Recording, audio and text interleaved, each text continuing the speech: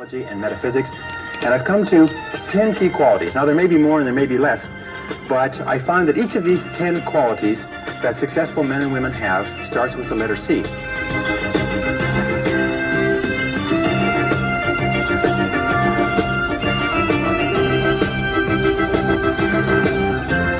That if you have these 10 qualities, there's nothing in the world that can stop you from being an outstanding success.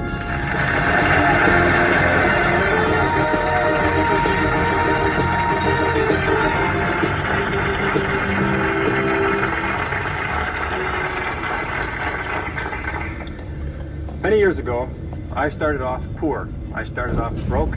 I started off pretty stupid. I started off having failed out of high school, and I drifted for a long time. I've done a good deal of traveling. When you are older, you call your drifting days traveling.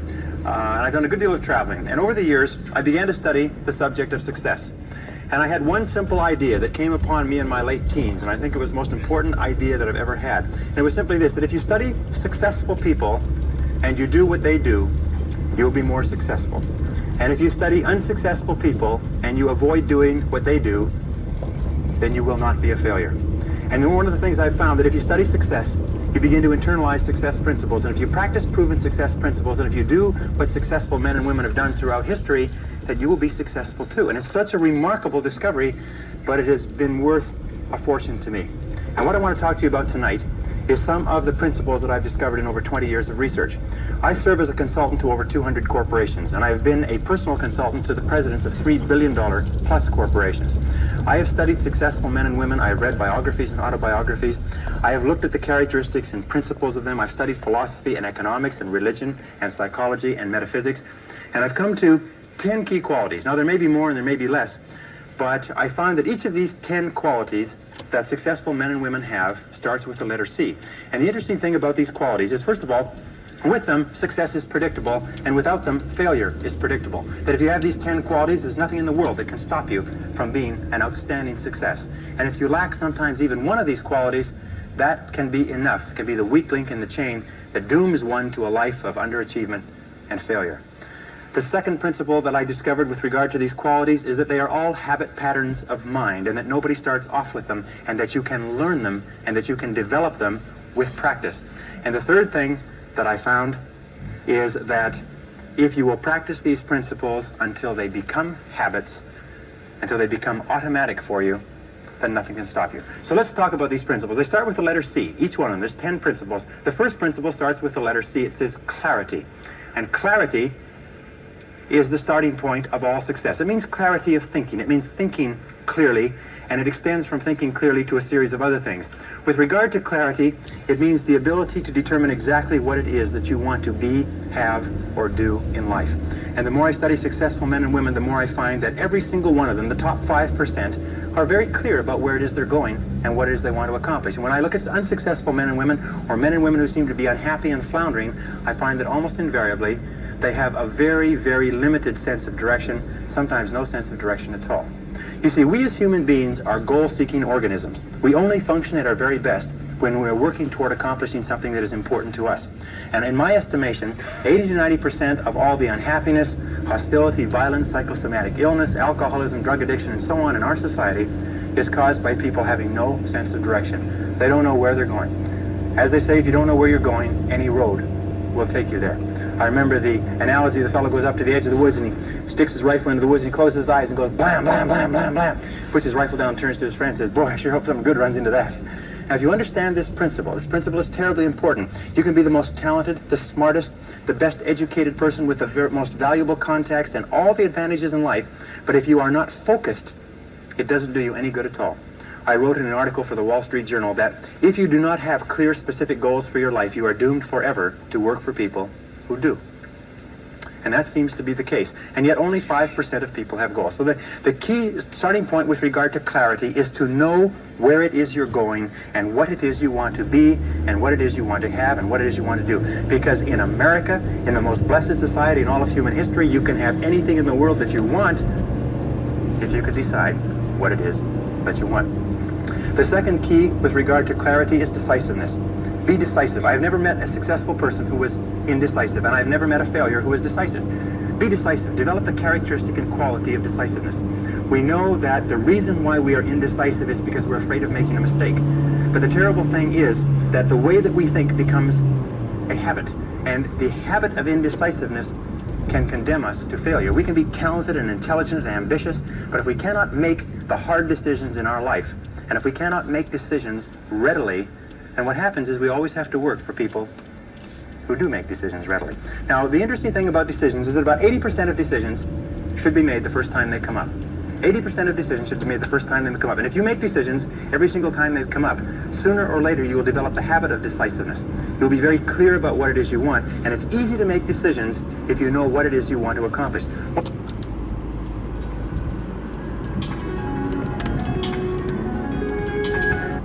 Indecisive, in my experience, is they have no idea what they want to accomplish. It's almost like they come to the crossroads, but they don't know which direction to go.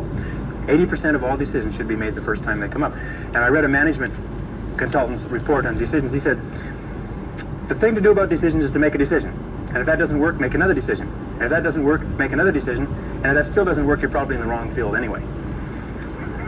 But the interesting thing is that if you make a decision, you gather momentum. And the difference between successes and failures is not that successful people make right decisions.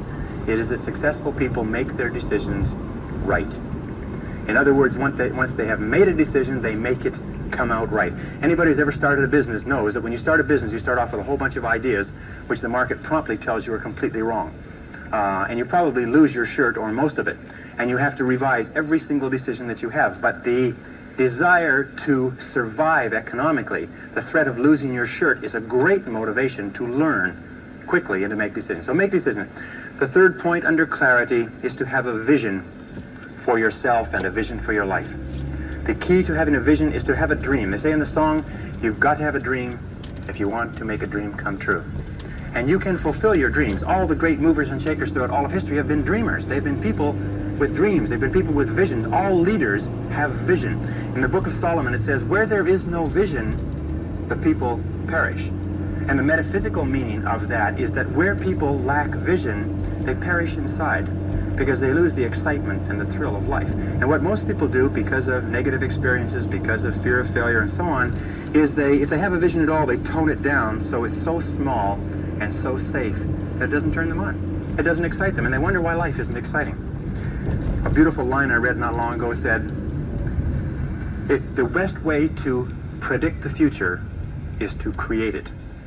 Which means to have a vision, and even though the vision is in the air or the sky, then build a foundation under your dreams.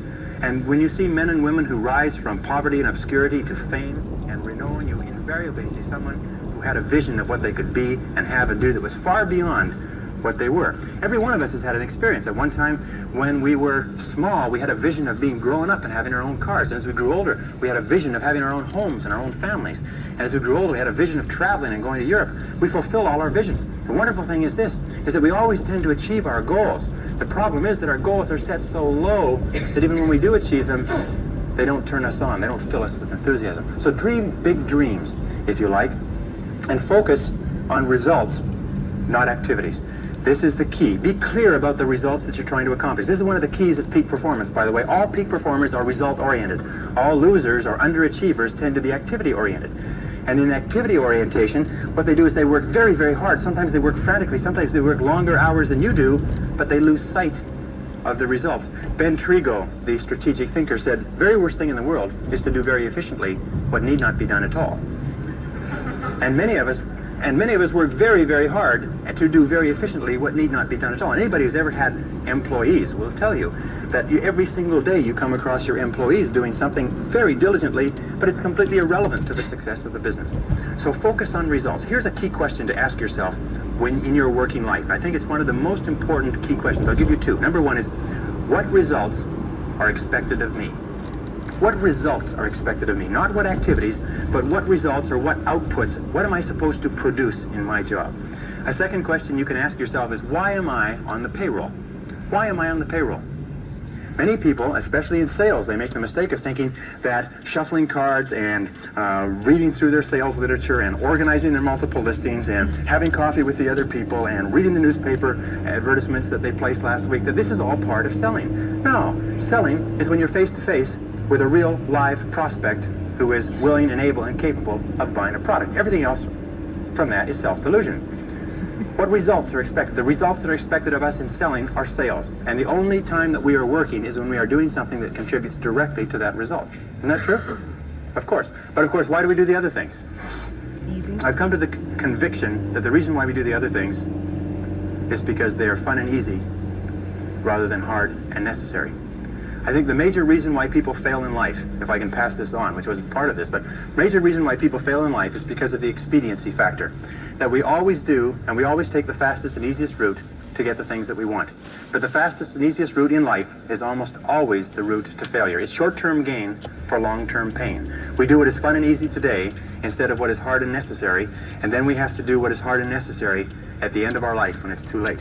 And you'll find that the willingness and the ability to discipline yourself, to be clear about what it is you want, to be clear where you're going, to be clear about the results that you're expected to accomplish, and then to only work on those results. The ability to discipline yourself to do that is absolutely critical for success. It is not possible to conceive of a person being successful who is not capable of disciplining themselves to do what is hard and what is necessary rather than what is fun and easy. I'll be back.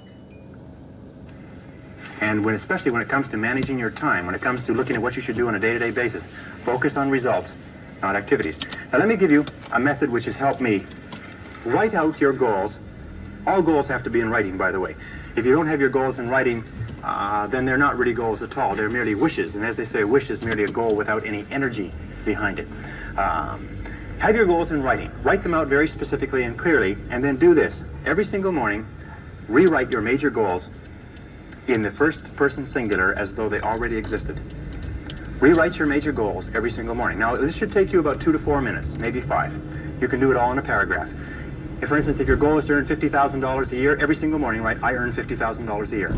If your goal is to be excellent in real estate, say, I am an excellent salesperson in my field. If your goal is to weigh a certain number of pounds, if your goal is to enjoy a certain kind of life, write down your major goals in the first person singular as though they already existed today every single morning.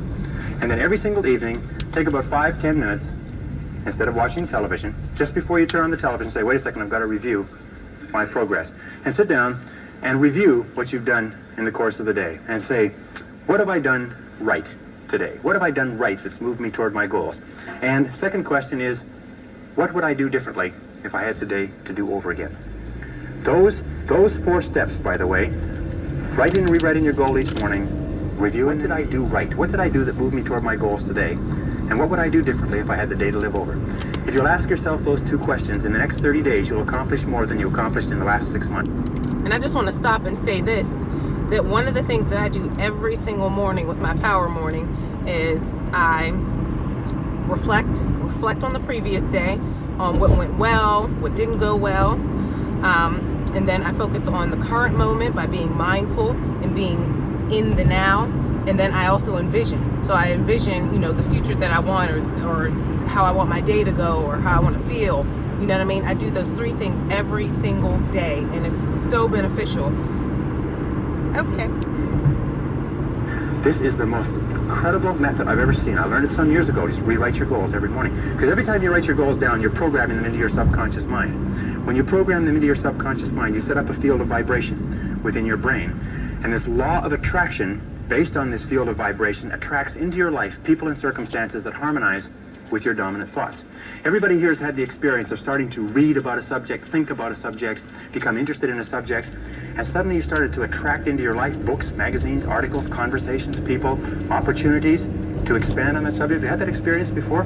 What you do is you create a force field, which we cannot explain scientifically, but it is a field of vibration that goes out from you and attracts back into your life everything that you need to realize your dominant goals. And everybody's had the experience of writing down their goals at the beginning of the year and opening up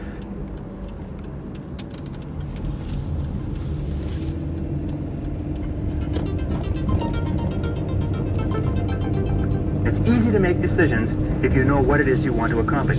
One of the major reasons why people are indecisive, in my experience, is they have no idea what they want to accomplish. It's almost like they come to the crossroads, but they don't know which direction to go. 80% of all decisions should be made the first time they come up. And I read a management consultant's report on decisions. He said, the thing to do about decisions is to make a decision. And if that doesn't work, make another decision. And if that doesn't work, make another decision. And if that still doesn't work, you're probably in the wrong field anyway. It went back for you. But the interesting thing is that if you make a decision, you gather momentum. I've come to the conviction that the reason why we do the other things is because they are fun and easy.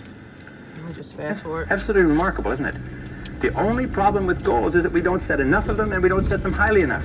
You can have anything you want. Imagine you could have anything that you want times the average of the people in the bottom 80%. What they found is that in every state and in every major city where they had an office with a large number of agents working out of it, there was one agent who was selling the same product at the same price to the same people with the same competition under the same circumstances, under the same set of difficulties in the economy, who was earning 50 times the amount of the average adult. That there were 50 agents in the office and one person was earning more than all of them put together. Isn't that amazing? And one of the things they found is that the key to this was that each one of these agents had made the commitment to become excellent early in their career. They didn't say, I'm going to go into this and I'm going to earn a living. They said, I'm going to go into this and I'm going to be the best. And they read every single book written by the top agents. And they went to every single seminar and they listened to every single tape. And they spent every single hour they could with other successful people learning what they needed to know to be successful. You must commit yourself to excellence. You must commit yourself to becoming the best. And the wonderful thing is that excellence is a journey. It's not a destination. You never get there. Complacency and satisfaction are the key enemies of excellence. But once you commit yourself to becoming excellent, the whole world opens up for you. A very important point of excellence is this means simply this: do your best every time out and always strive to do it better. Do your best every time out and always strive to do it better. Remember, it's usually the last 5 or 10% of any job or project that makes all the difference. And what we do is we get to 90% done, and then we start to drag our heels. We start to put the paperwork aside. We start to think of excuses. We start to do what is fun and easy rather than what is hard and necessary. The second point with regard to excellence is this, is that if you are not excellent in your field, you don't go anywhere. You're locked in place. I had a young man come up to me at an employment seminar not long ago, and he said, there's no opportunities in sales. He said, I just got laid off. And I said, young man, I said, if you were good in your field, you would not have been laid off, because good salespeople are the rarest people in our society. And he just said, well, I said, have you ever studied sales? He said, well, I don't need to study sales. I said, why not? He says, well, I just do what comes naturally.